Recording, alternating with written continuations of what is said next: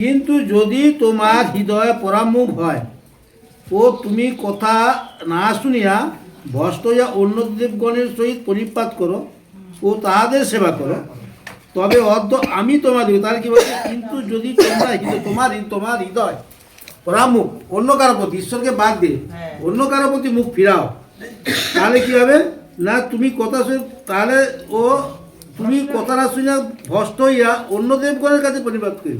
যদি অন্য কোনো দেবের কাছে আমরা যদি প্রার্থনা করি, তাহলে পরমেশ্বর কি বলছেন যে তবে অদ্য আমি তোমাদেরকে জ্ঞাত করে দিচ্ছি। আজকে পরমেশ্বর তোমাকে জ্ঞাত করতে জানাচ্ছে যে তোমরা একেবারে বিনিষ্ট হইবে, আর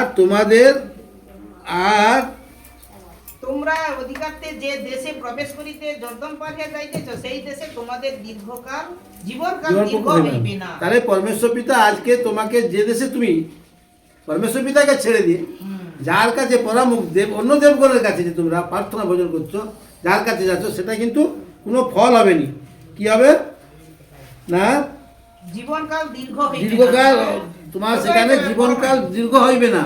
তার মানে তোমাকে অনেক রকম হালতে পড়তে হবে, কষ্ট দুঃখে পড়তে হবে, আর পরমেশ্বর পিতার আশীর্বাদ কিন্তু তোমার কাছে আসবে না, আয়ও কমে যাবে, নানা রকম সমস্ত দিক থেকে তোমার বাধা আসবে।